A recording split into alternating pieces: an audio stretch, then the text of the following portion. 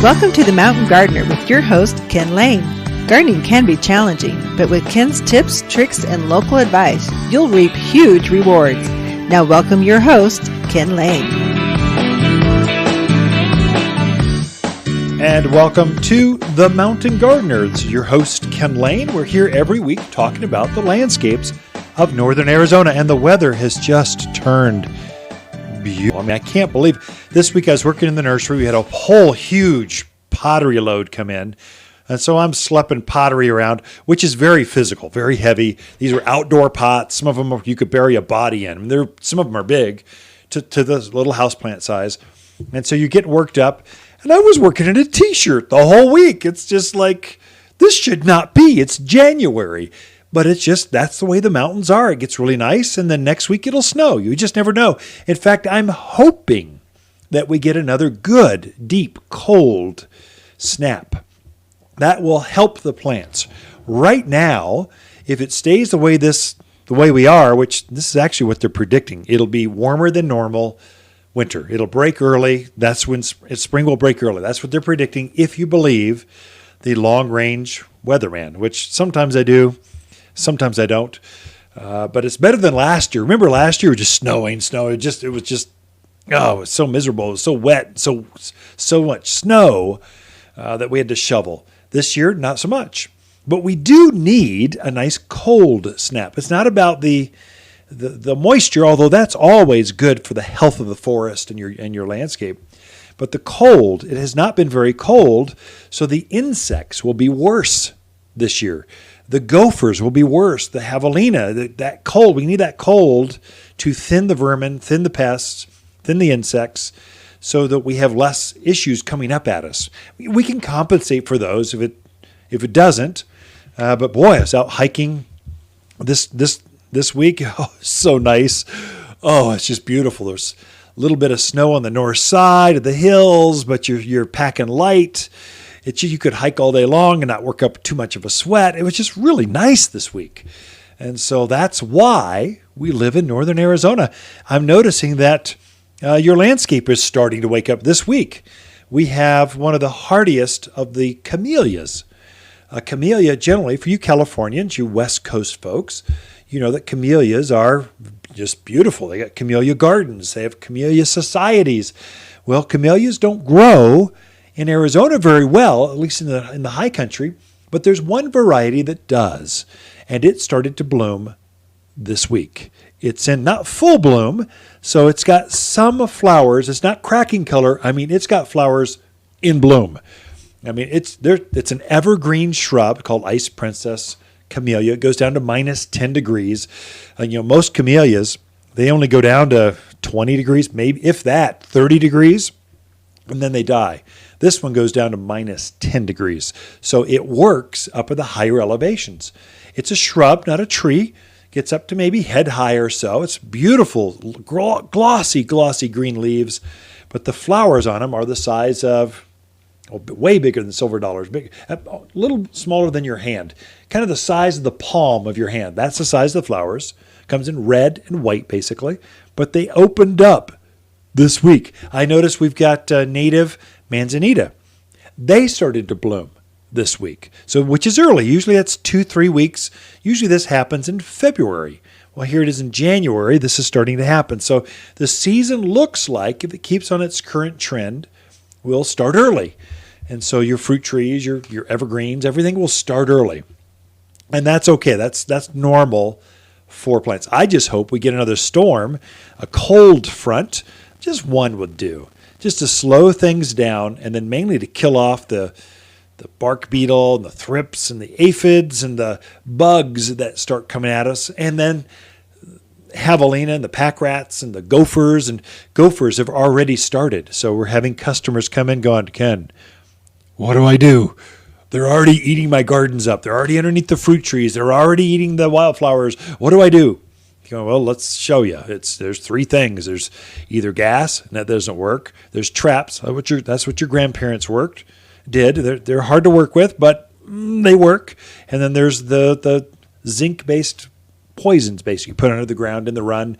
They eat it, get a stomach ache, go to bed, and it never come out. So that there's only 3 ways, really. There are repellents. I take that back. The repellents do also work. We've got one called Mole Max. The main ingredient in that, interesting, is castor bean oil. It's an organic repellent. So you put it on the ground, and then the gophers come in and start digging in this area where this castor bean oil repellent has been put down. And then they get it on their fur. I don't know if it gives them the runs or makes them do something weird, but they basically go, this is not fun. I'm not digging here. I'm going to dig over there. And so it just pushes them out. Doesn't harm them. The negative with repellents and gophers is you got to reapply. Probably, it seems like it about 6 to 9 months. You need to reapply it in that area to keep them out. So Mole Max. I forget how far a bag goes. It's pretty inexpensive per square foot. I think it goes like, I actually don't know. Come in and see, look more, but those are the only ways you deal with gophers. And they're already active, which is really early. Most of the time, they hibernate real low in the ground. So they'll dig down 3, 4, 5 feet under the ground. That's where they stay. And then when the ground thaws, they come back up with a ferocious appetite, and they start to forage around looking for roots to eat. And so they're out early eating the roots of your trees, your shrubs, your flowers. So that's it seems like it's early. And so it's going. I noticed that bees have been out foraging. So I mentioned the manzanita and the camellias. They've been out foraging around looking at the flowers. They're hungry when they've been hibernating in their hives all winter, and now they'll put a few scouts out looking for, have the rosemary started to bloom? What's blooming yet? Where can we go to forage around and take it back to the hive so that we don't have to eat our honey anymore? We can now take the pollens. And so they've been out going at it, which is great. I love seeing the bees going around. And then weeds. I noticed the dandelions. They are out in my yard. They're starting to grow. Doggone it. I just don't like one thing I really don't like about gardening. Actually, there's 2 things. One is weeds. I really don't like weeding. And the other one's watering. I really don't like watering. And so I've got computers that run all of my irrigation. And then weeds, I put down weed and grass stopper. It's like magic. It just works. It eliminates the work of weeding. And so I spread that out everywhere. And so I'm going to have to reapply because I put it down last monsoon, and it looks like I'm starting to see some weak links. If the dogs break the earth open where that barrier was, all of a sudden dandelion will start to emerge. Foxtail is the most insidious of the winter weeds.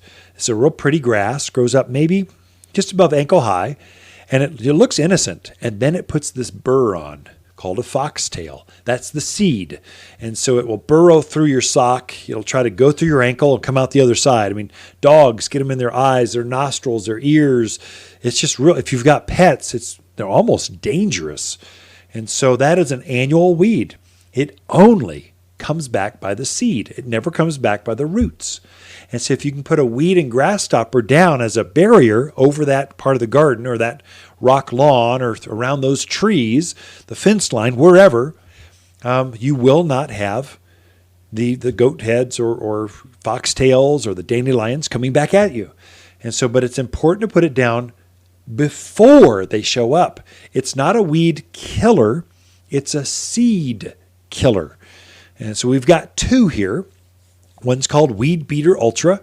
The other's called Weed and Grass Stopper. One's high yield product. One's a bonite, I believe.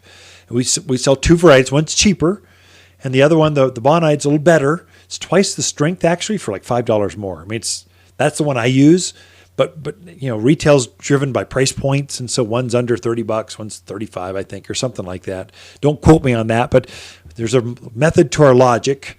But the Weed Beater Ultra is it's a preventer that keeps the seed from germinating. And you really want to get those things down. Here's the other interesting tidbit. Don't put them down where you're putting wildflower seed, or you want to overseed your grass.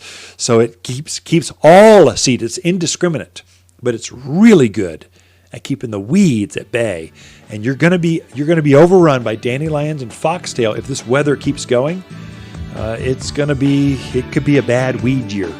A lot in store for you. We got Lisa Waterslane coming in the studio after this. You've been listening to The Mountain Gardener with Ken Lane, owner of Waters Garden Center in Prescott. Join him every week for timely garden advice right for the gardens. Visit Ken where he can be found throughout the week at Waters Garden Center in Prescott. My living room feels so empty. Now that the Christmas tree is gone, the house just seems so blah. Brighten it up with a big, bold, beautiful plant from Waters Garden Center. Fill that cavernous space with tall tropicals, colossal cactus, and sizable succulents that bring the great outdoors indoors. Make a gorgeous green space you can enjoy all year, not just for a season. Unique, exclusive, one-of-a-kind houseplants found only at Waters Garden Center in Prescott. Let's talk poop. Hey, I'm Tommy at Waters Garden Center. Ken and Lisa are out right now, so I snuck in to remind you that it's time to add some manure to your garden. It's been a wet winter, and your soil is, well, pooped. Waters Barnyard Manure adds nutrients to get your garden growing. It's organic and odorless, so we really can say our poop don't stink. Buy 6 bags or more. They're only $5.99. Now that's a load of crap. Tommy, what's going on? Oh, poop, gotta go. Natural, safe, odorless, and organic at Waters Garden Center. You've been listening to Ken Lane, the Mountain Gardener. Green thumbs learned while working in the Family Garden Center. Now welcome back to the Mountain Gardener.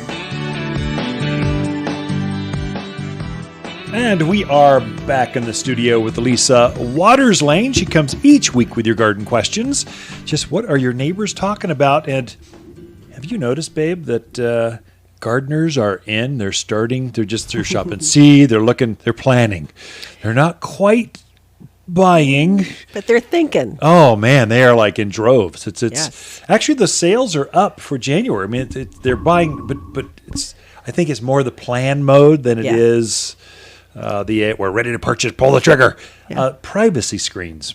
Those are what people have been in for. Like a lot of new homes. I noticed in our neighborhood there's 2 new homes going up. Really? The back end, way in the back end. Yeah. I was just like, because we've walked back there for years, and you usually just let the It's so dogs sad. run, and I can't do that anymore. Got to keep them on leash because there's people everywhere. Tractors and backhoes and So Eagle Ridge it's now starting to infilled. It always backed up against the reservation, so there's all this property back, and then wildlife would come over, and it's fun to watch. Now we have javelina. They hit the gardens. They hit our house last night. Those doggone things. Stinky pigs. Nasty Stinky pigs. They haven't hit us in a while. To be honest with you, I shouldn't do this as a husband. And as a husband, you shouldn't be honest with I shouldn't be telling you this, but the power, that last storm that came, a bunch of branches came down, and it got the electric fence on the ground, and I just haven't wanted to have time. Thought, it won't matter. I unplugged it, is what I did. Because I just didn't want it running and shorting. Right, so, sure. This weekend, one of my projects to do this weekend is to power back up the electric fence so the javelina won't come in. And it's our been pansies years. were just starting. They were like, spring is know. almost here. And they were beautiful and singing. And our kale, we had some ornamental cabbage up right by the front door, by the front door. It's their favorite thing. I opened the door this morning and let the dogs out, and it was just like mass mayhem everywhere. It was soil dirt everywhere. So parts of plants everywhere. You do own a garden center. I could get some more. It's just frustrating. It's interesting to see what they left. Yeah. Because they left like the Dusty Miller. They actually left the Angelina, that little sedum. Yeah. I thought for That's sure surprising. they would eat that. They left that alone. The grasses they didn't touch. So it was interesting to see what they didn't bother So with. now, folks, if you're tuned in, we're now experts again of what javelina do and do not eat. Yeah. So if you're struggling, come talk to us because we're always pushing the limits of Prescott gardening. The vinca, the perennial vinca, they left alone. Yeah. The ivies, the snapdragons, of course, they don't look that good. Still, they were green. They're green. So anyway, this is about garden questions, and I'm sure there's no questions on what can I plant that javelina won't eat. Not right now, That's but just our that'll woes. be coming. Yes. Yeah. Well, Fred would like to know how well bare root roses do in the Prescott Valley area, Yeah.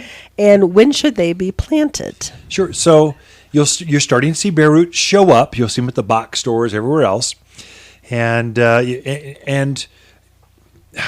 how do I put this delicately? Be We nice. no longer sell bare root roses because the fail rate was over 50%. I mean, you had to be like a hardcore gardener, and then still you'd have a miserable success rate. And the reason it's less successful here than other areas is we're high altitude, so warm days, cold nights.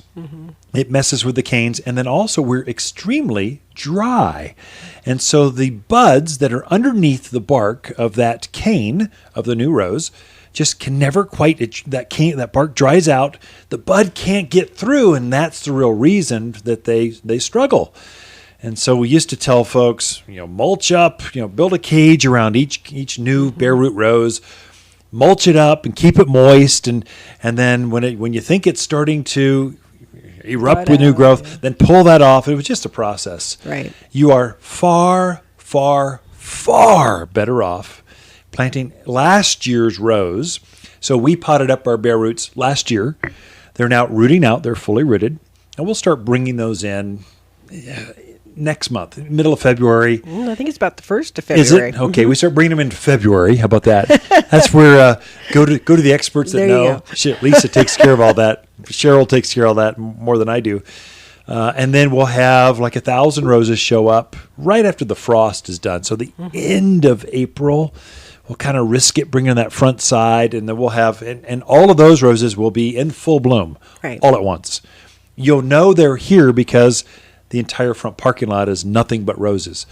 The reason that's so successful is you've got a full root mass, and we can control how they bud out. We can shape them.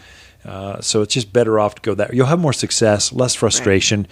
It's like $10 more for a whole lot more happiness and less frustration. So the ones that we get in first part of February, they're fully rooted in the pot. They're just dormant. They're dormant. They're just sleeping. February's too early. They're for them to grow. less expensive because the growers haven't had to care for them. Blah blah blah. And you can get some varieties that you don't always see. That you can get that you can't find later. Yeah. So if you're not afraid to plant a plant that is sleeping. Yep. It's a good time to get them. That's better to have them rooted is better than bare root. So bare root is they've grown them in a field. Then they got a special tractor that goes through and that just rips them out of the ground basically. No soils on them. They'll put them in a bag or a box, and then they'll put sawdust around it, hopefully to keep the roots moist enough till you get it home and plant it. But still, in Arizona, especially northern Arizona, my name's Ken. I'm your friend. Just helping you have less frustration in your life, and that's just one that's probably not worth it. So lower desert's a little easier because you don't have that flux in temperature. Anyway, next question. I'm tired of answering that. Okay. Okay. Well, Marianne has a problem. She had a major leak in her yard with a water line. Yeah. It saturated her yard where a blue spruce and a Vanderwolf pine sit. Uh-oh. She's noticing some weird coloring on them. They don't look real happy. So she just wants to know, what does she do at this point? The leak's fixed. It's drying out. Obviously, damage has been done, but pray for it. That's what you can do. Play it music. Talk to it. Do all that gardener stuff that we do. And then fertilize. In fact, two things. You've lost some roots, so they rotted out. So come in and get a bag of all-purpose plant food. That's going to help you regrow. If it will regrow, you're going to help it grow new candle growth.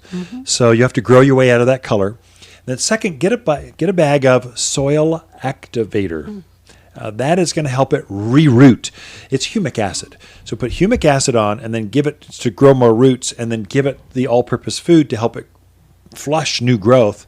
And you'll know by the end of April whether it's going to make it or not. And it'll either be this ugliest plant you've ever seen, it's going to drive you crazy for years before it fills back in, or it's going to flush new growth and come out and look like a rock star this spring. but you won't know until you get into the growth habit of this spring. Okay. That's So my advice. do your best and give it some time. Yep. Okay.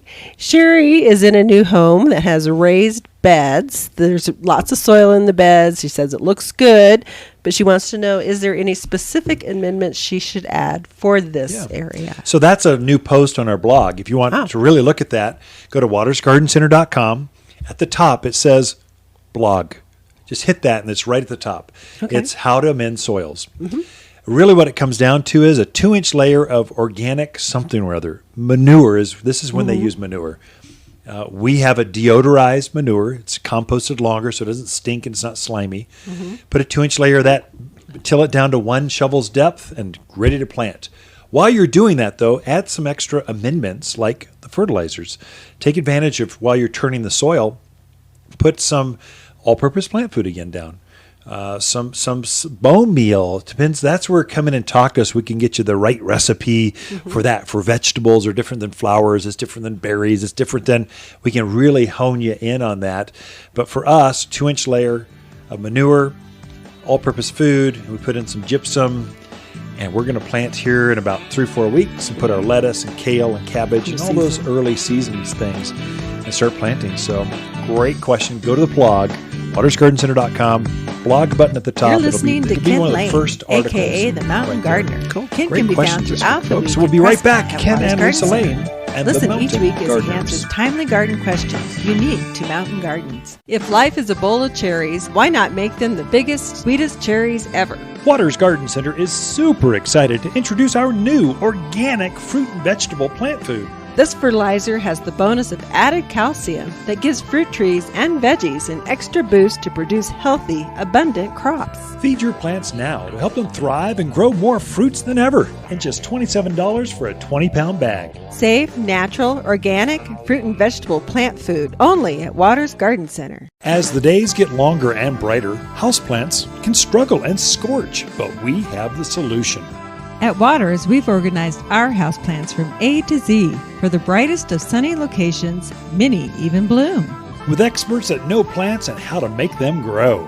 Shipments of the freshest houseplants in town have just arrived from A to Z and ready for a bright new home. Waters Garden Center, where people who love bright green houseplants, they love to shop. Found in Prescott. You've been listening to The Mountain Gardener with local expert Ken Lane. Join the conversation every week as he answers timely garden questions. Email Ken a question directly from your phone to his desktop through the web at watersgardencenter.com. That's Waters with 2 T's, gardencenter.com. Now welcome back your host, Ken Lane. Something that I've been doing, Lisa and I have been doing in our gardens, is we've been pruning, slowly going at it. We're mostly done. Got a couple trees to get done, but over the next month and a half, I would say 5 to 6 weeks, you should really get done with all of your pruning. Don't feel rushed. Every week I go through and I prune back an area, and it's whatever capacity I have in my trash can. I top it off. When it's full, I kind of go, well, that's been good. I'm done. If the kids have been over and they filled up the trash can, I only put a little bit in. If it's just Lisa and I, and we've been out eating most of the time or working at the store, it's mostly open. So that it paces myself so I don't overwork. I do compost a lot of it, but that's mainly the softer leafed things. I'll mulch up the perennials or the leaves, the smaller, but not twigs. Mainly it's the smaller leafy stuff. But the twig stuff I want out of there. Things with thorns. I don't want the dogs. I don't want to chop it up and the dogs walk across the mulch and step on a thorn. Those things go in the trash can. I go, yeah, we're out of here. So the purple locust, the roses, you know what's thorny, the barberries, that kind of stuff. Those things go into the trash can.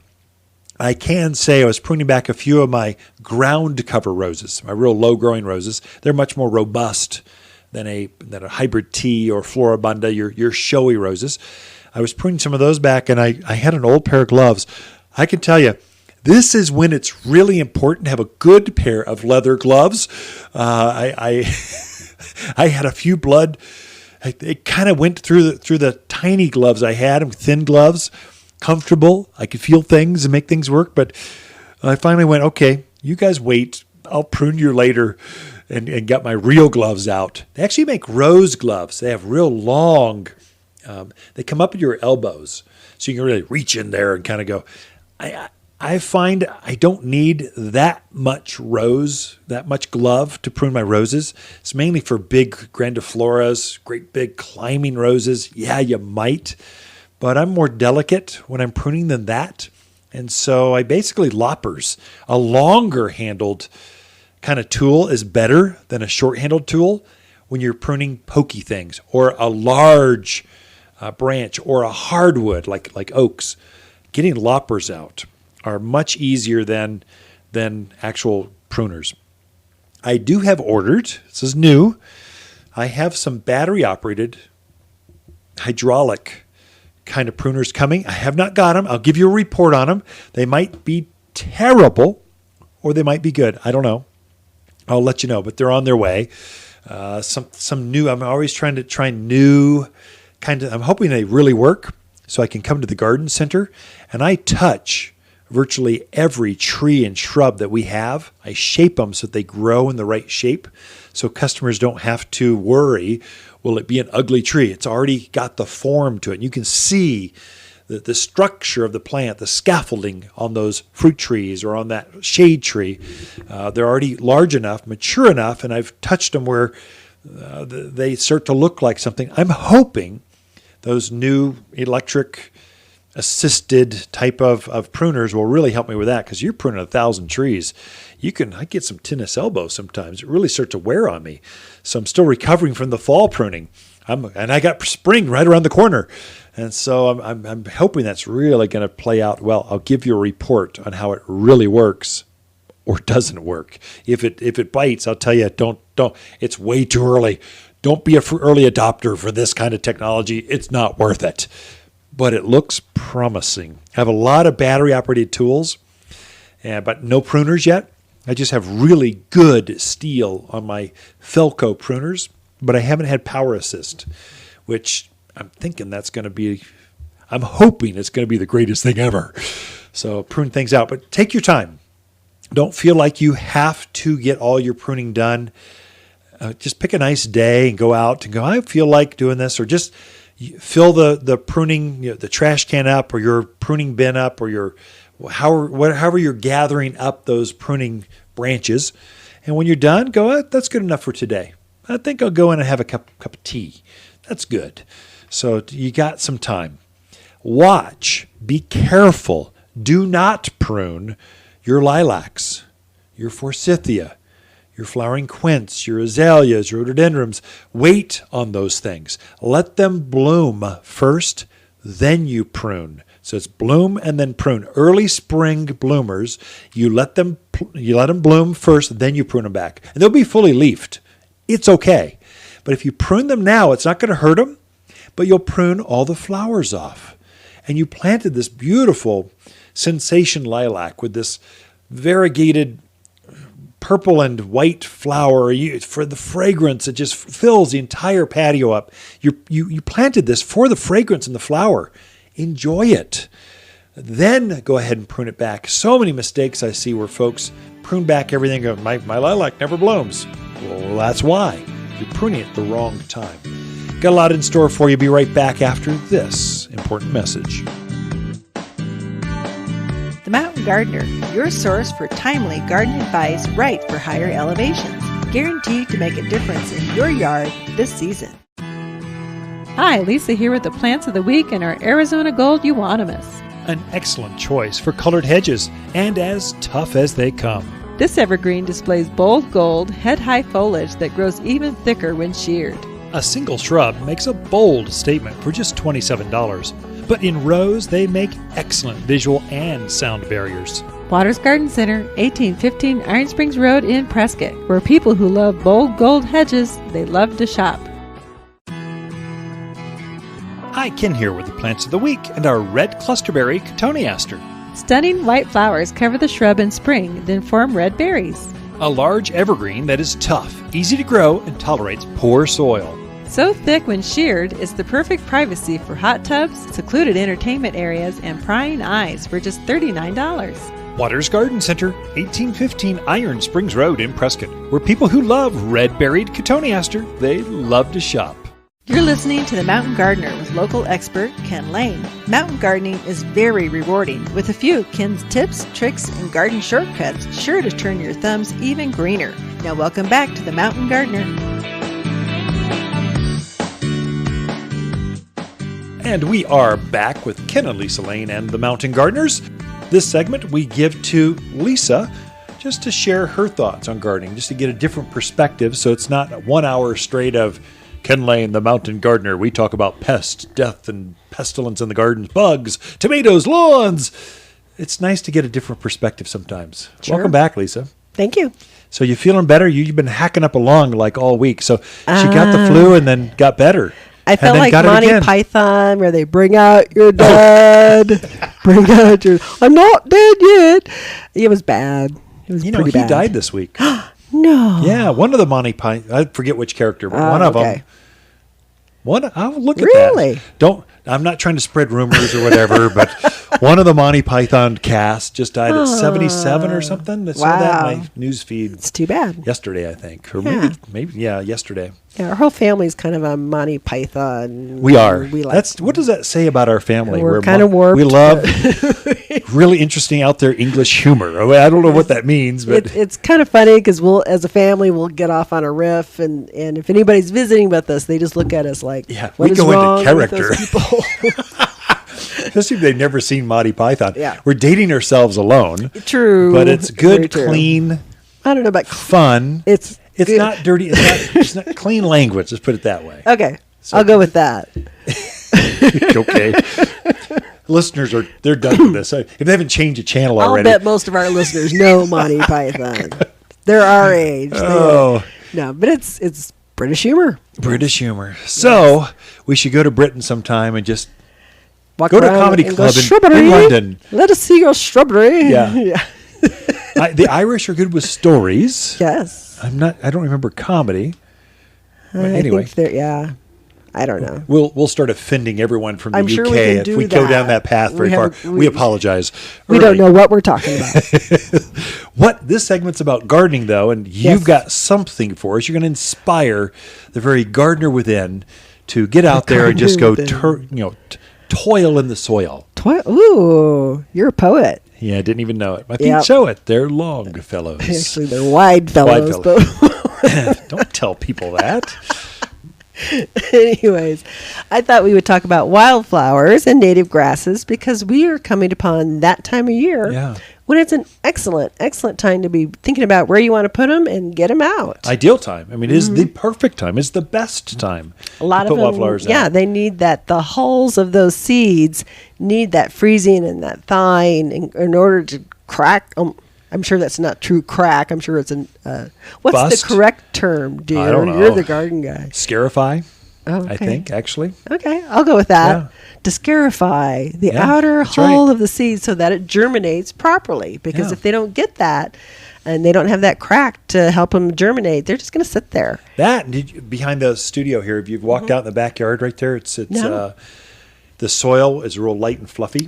So it's been freezing, thawing. The frost this heaving. week has really been heavy. Yeah. And so the ground is heaving. So it swallows up those seed as well. So it increases your germination rate, and it hides as it swallows up.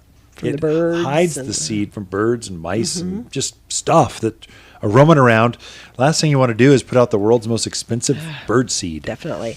We have an excellent sheet. If you're thinking about putting out wildflower seed, it takes very little prep, but it does take a little prep. Yeah. But so we have a really good sheet. I'm not going to go into all that here, but come in and grab the sheet on how I to put think out wildflower. Your favorite gardener put that together for you. My could favorite you, gardener. Could you Tom just put it together for What? Yeah, okay. All right. I'm hurt. I think it's Just 10 and a half kidding. steps to. No, that's your lawn. Oh, I forget. I write so It's much, just I forget. wildflower planting. Gotcha. But it's a really, it's not long, it's not in depth, but it will help you be more successful. Yeah. So I'm not going to cover all that because we have it. But wildflowers, I mean, so critical for our habitats, for our pollinators, our birds, great for beneficial insects. Everybody always thinks, all insects are bad. Yeah, no. Well, no, there's some very beneficial insects that help keep down the populations of the bad insects. So you want to encourage those into your yards. They're also great for stabilizing your soils. Especially if you have hillsides, different areas that just need that. There's nothing on them. You've moved into a new home area where you got nothing ground, nothing on it. They can help stabilize the soil around. So very, very beneficial for many reasons. We are surrounded by, the mountains are famous for our fall color and our spring wildflowers. Right. We can put on some real shows. Last year was a little weak. I thought it was really good. Oh, maybe it was. I think you're thinking the year before. The flowering trees were off. Yeah. Wildflowers were in, the flowering trees were off. Because we had a wet, cold spring. So, and thrip took them out, or Yeah. something happened. I forget. Each year seems to fly together. Is that? Well, is that last year just we me? had that big snow in February. Remember that? Oh, that's right. And I saw wildflowers around here that I had not seen in ages. That's right, I do saw remember the that. Indian paintbrush, which I haven't seen for years. I mean, it used to grow everywhere around here, but I hadn't seen it in a number of years. But I was able to see it this year. It was very exciting. So that little bit of extra moisture we got made a difference. Let's pray for more moisture. There you go. But so I want to tell you about the seed mixes that we do have available. And ours are all pure seed. There is no filler in with our seed. So sometimes people look at it and go, well, this little tiny amount, but if you're buying at a box store, it may look cheaper because it looks like it's a bigger bag. More volume. But they're throwing a lot of junk in there that you don't need. Yeah, they put a lot of vermiculite. That's a great filler. Maybe we should just add filler. Get rid of that whole question. Just dump a bunch of vermiculite, do what the box stores do, blend it all together, and say, here, it's I think double the scoop size. Yeah, we'll just be us. Just and be we'll have honest. Yeah, nice, just be pure real, pure seed. Yeah, you betcha. So probably our most popular seed that we carry is the Arizona mix. So this mix is specifically made for more of the mountains, the northern part of Arizona. And I counted it up. Guess how many seed types are in there? 23. 34. Oh, my gosh. Really? 34 different types of seed. I've forgotten how many in seed that were Arizona mix. It's got some coreopsis, coneflowers, blanket flowers, black-eyed Susans, just a really terrific mix. A few annuals, a lot of perennials. And with perennial seeds, sometimes you have to be a little patient because it's got to come back next year. We have our parade of poppies, which not only has the orange California poppy, it has the white California poppy, it has the Mexican poppy, and the red California poppy in it. It also has got some Shirley poppies and some red Shirleys. So all kinds of poppies. Poppies I just love galore. poppies. Poppy. It is a good mix. I mean, It is. California mix. I mean, California poppies are great, but we get bored sometimes. Sure. And we're making our own mixes. So we're going, hey, this is fun. Let's put some reds in there. Yeah. Let's have more than just orange. We can have a cacophony. Yeah, of colors in our poppies. So the poppies there's a few annuals in there, but a lot of perennial poppies in there as well. Beautiful, beautiful. We have a one that attracts hummingbirds and butterflies. Say that 3 times fast. The nice thing about that one is it blooms starting in spring all the way through fall. Yeah. And that way you're seasonally hitting when the butterflies come in, when certain varieties of birds come in. So it's not just a one-time pop of color and then Right. you're done. It's attracting all those pollinators in all through the season. We're on the migratory path, especially this Central Verde, Prescott. We're on the migratory path, so you'll see a lot of different rotation of different kinds of butterflies and birds. So we try to put together a mix that attracts our birds, our butterflies that go through here. What are they looking for? We put that mix together Right. in a special blend. And it's correct seasonally in that it's going to bloom when those birds and butterflies are coming through. And then we have our deer resistant for those of you up in those urban wildlife areas. It has ones in it that they tend to avoid. Yeah. I wouldn't say they always stay away, but they tend to avoid it. So a lot of really nice mixes for here. And we do have a couple of really nice wild grass mixes as well. Great info. And there's there's bin upon bin upon bin, a different kind of custom. We're blending our own seed. And so you buy it by the scoop kind of basically. And so it's time to put them out, come peruse and talk through. And we've got a handout on that. If you're thinking about wildflowers, come talk to us and we'll get you the real inside scoop, more than we could dedicate 10 minutes on the airwaves. All right, Lisa, thank you so much. We will be right back. Look for more tips, tricks, and garden shortcuts through Ken's website. Podcast the show, read his weekly garden column, or follow him on Facebook and Instagram at watersgardencenter.com. That's Waters with 2 T's, gardencenter.com. Did you know that plants can help you sleep better naturally? At Waters Garden Center, we have beautiful houseplants that not only look great, they clean the air we breathe. Get this. Some plants can actually produce oxygen at night and even take mold spores out of the air, making for less tossing and turning and more beauty sleep. Don't lose sleep. Rise and shine with unique, gorgeous houseplants for your best rest yet at Waters Garden Center. Sweet dreams. These tulips are delicious. We're the cutest mule deers, and we just ate Mrs. Smith's flowers. We avoid Mrs. Johnson's because she has native plants from Waters Garden Center. She's got bright red sage, sunny blanket flower, hot pink gara, and a lot more. They grow like crazy in local soil, and she hardly ever has to water them. Hummingbirds and bees love natives, but they taste awful to deer. I sure hope Mrs. Smith doesn't figure that out. Go native, Waters Garden Center. Welcome to the Mountain Gardener with Ken Lane. Gardening in the mountains is different. Listen to Ken's tips, tricks, and garden shortcuts guaranteed to make your gardens more beautiful than ever this year. Now for better advice that works locally, welcome your host, Ken Lane.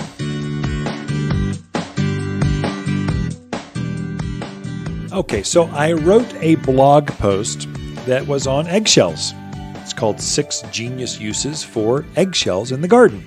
That seems to be a question that comes up. Eggshells and coffee grounds. Should I use them? How do I use them? Are they good? Are they not? Do they make a difference or not? Here's the bottom line. They're good. Use them, especially if you're composting or you've got a garden, you want to add to the raised beds. Great. Coffee grounds. Let's start with that. Coffee grounds do not do that much good. They don't do that much harm. They don't do that. They add some organic, but there's no nutritional value. It's not really compost, and there's no real volume you can get on there. Really, if you're amending your soil, you need a 2-inch layer tilled down or turned into the garden beds, into the garden soil, 1 shovel's depth. Well, you can't get two inches of coffee grounds over your entire flower bed or vegetable bed. You just can't get the quantity, the scale. You've got to use actual composted wood plant material. Coffee grounds just kind of add to that. And that's coffee grounds for you. It's good. Use them. If you got them, get them. If you own a Starbucks, even better. Maybe you could pull that off. Really, scientifically, coffee grounds will lower the pH just a hair for like a few days, and then it rises right back up. That's all it really does to the chemistry of the soil. And then it adds just a little tiny fraction of a bit of organic matter. Eggshells, on the other hand, are better. So eggshells actually help you. There are some real benefits because you're getting some calcium source. The problem we get into, the biggest mistake I find folks make with eggshells is they'll have a dozen a week or every 2, whatever many eggs you use, great. There's not enough to really make a real difference in the gardens unless you've got a source for piles of it. And then they put them in their compost pile or in their soil full so that they don't break them up or crush them up. And so they take so long to break down. Eggshells work better if you're crushing them, if you're grinding them up. If the finer the powder, the finer the pieces, the more active they're going to become, the more available that calcium from the eggshells are going to become available to your plants if you're using them in a garden setting. And so grinding them up first, let them dry out and grind them up, then add them to your compost or add them directly to your soil. You have a real real benefit. But still, I would not personally count on that as my only source of calcium or phosphorus to my gardens. I would actually supplement some bone meal or something else to help my gardens because I want to regulate. I don't want to risk a few eggshells and go, why are my watermelons so small? Why don't I have a large pumpkin? Why am I getting blossom end rot on my tomatoes? Those are all calcium issues. And if you don't get that right, you'll have issues. Well, I would think of eggshells as a supplement, not as a primary ingredient in my garden soils. Great to add to the compost pile. Tremendous. Just crush them up first as fine as you can. The number one benefit, really, of eggshells, there were 6 of them. Number one was it's a cat deterrent.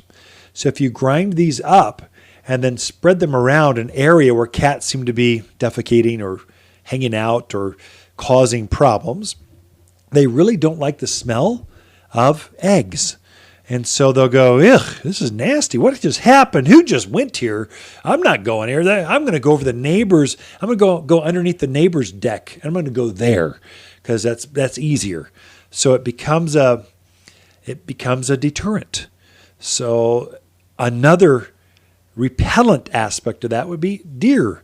Deer also do not like the smell, taste, or anything about eggs.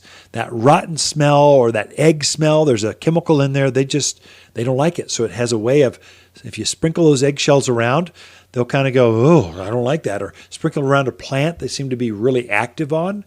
Again, you'll need some quantity. You can't just put an eggshell and it's done. It keeps them out of the backyard. No, you need some quantity on that. But it deters cats. It also deters deers, and really probably would work on rabbits as well. Number 2, if you have chickens, this seems weird. Okay, it's not cannibalistic, but basically if you grind up the eggshells and then add them to your chicken feed, chickens need some supplemental calcium. And if their eggshells seem to be smaller or thinner shelled, that's usually a calcium deficiency. Well, you can always grind those up and add them to the chicken feed. I would say, though, I might wash or rinse the eggshells out before I crushed them, before I added it to the feed. But that's another great source, used often. You'll see that in your organic magazines, that kind of stuff, as a use for eggshells. Second, for compost. We already sort of mentioned this. It adds calcium sources to your compost. Again, just don't make the mistake of crack it open, add it to your compost bin, and then just go dump it out there. It'll break down faster for you. It'll be more available to your plants if you crush them up first, then add them to your compost pile. Fertilizer. It's a great fertilizer for tomatoes, peppers, eggplants. Again, these are plants that really do need quite a bit of calcium. If you don't have enough calcium, you'll get blossom end rot, which is a darkening of the end of the fruit, and it'll blacken where that blossom was, and it'll start to rot. That's almost always a calcium deficiency. Well, what's the number one ingredient in eggshells? Calcium. So if you crush some of those up and then add some crushed eggs to the bottom of that planting hole, maybe even sprinkle some around the tops, tremendous source of calcium. And then lastly, as seed pots, you can actually start your seeds. This is interesting, a little bit small for my taste, but it's used. You'll take your egg crate, take the top of that egg, get as much of that shell as you can, put some seedling starter in there, and you could start beans or your seed inside the eggshells, and then go ahead and plant them right out in the yard. Brilliant. I like it. So those were the 6 things. And I actually put a YouTube video of someone that's really good at using eggshells, a friend, good gardener. Anyway, I put her link on there going, here's an expert that knows how to use eggs as well. Lastly, I'll give you as a pest deterrent. You can actually grind up eggshells and then use them very much like diatomaceous earth. And so you can, as insects cross over those eggshells, it starts to cut up their bodies, and it works very much like diatomaceous earth, an organic bug preventer, especially on cutworms, things like that, earwigs, pill bugs. that kind of stuff. So it works really well. The other side note, if you are using eggs in the garden, I would probably rinse those out first, or you might draw in some things like mice, voles, pack rats. They'll be interested. So you don't want the juicy parts. You can attract some problems too. That was the blog post. If you want to take a look at that, it's available on my website, watersgardencenter.com. At the top, it just says blog. And if it's of interest, you can actually subscribe when I write a new garden post or shoot a new video. You'll be the first to know. So subscribe and you got it. So that's some things that I think will make difference. It is time to start getting your soils ready. It's time to get that amendments, to put your fertilizers down. It is time. I can't emphasize that enough. You want to have your soils completely done, amended, and you want them to rest for about 2 weeks before you start planting. Well, we're going to have, probably within 2 weeks, we'll have lettuce, kale, we'll have spinach, all those early seasoned crops. They're ready to plant, especially if the season breaks early. You can start planting middle of February, first part of March. So you really want to get that soil done a couple weeks prior to planting. That way, if you happen to put too much manure and it's too hot, it's got time to rest. And hopefully we get a storm or two that comes in and kind of washes things out, levels out the pH and all the manures and nitrogens in your soil. You want to do that ahead of time for a couple weeks and then let it rest and then go ahead and plant. If you go and amend your soils right now and then plant the next day, you can have some problems. So again, just I'm quoting the book right now. So the garden books say amend, let it set for 2 weeks, then plant. That's what I'm recommending as well. It's been my experience and it works. Got more for you. Be right back after this. You're listening to local garden expert Ken Lane, the owner of Waters Garden Center. He can be found throughout the week at Waters Garden Center, located in Prescott at 1815 Iron Springs Road. Thanks for tuning in to The Mountain Gardener. New to the area with your dream home on the inside, but surrounded by boring? A castle surrounded by rock is just so bland, but we can help.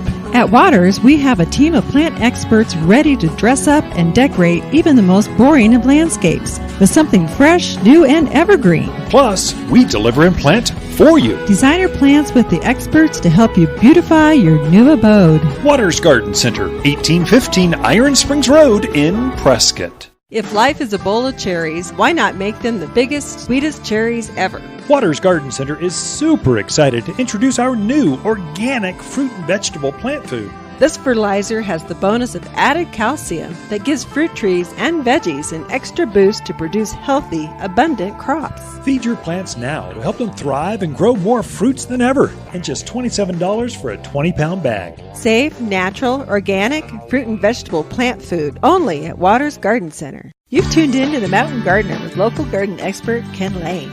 Join him each week as he answers timely garden questions that are sure to make a difference in your gardens. Now welcome your host, Ken Lane.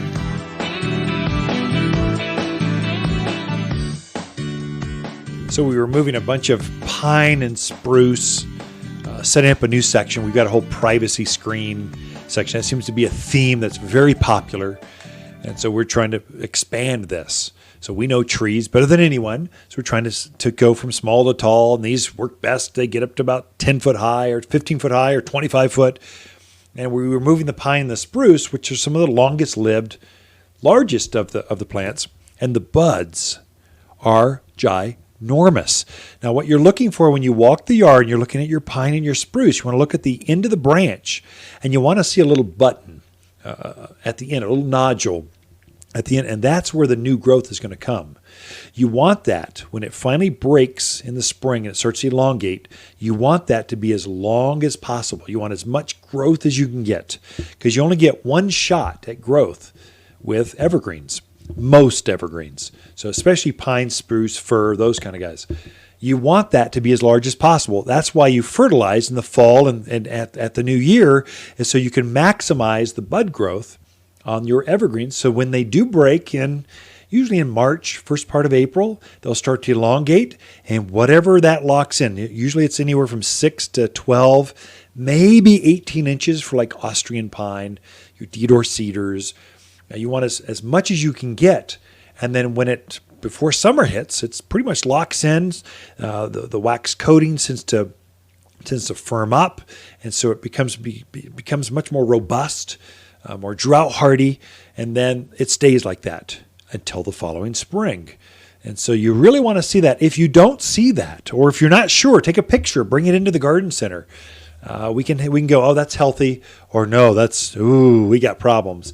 We can help you with that. And we'll probably advise you put some all-purpose plant food on your evergreens, especially. They really like that to maximize that growth.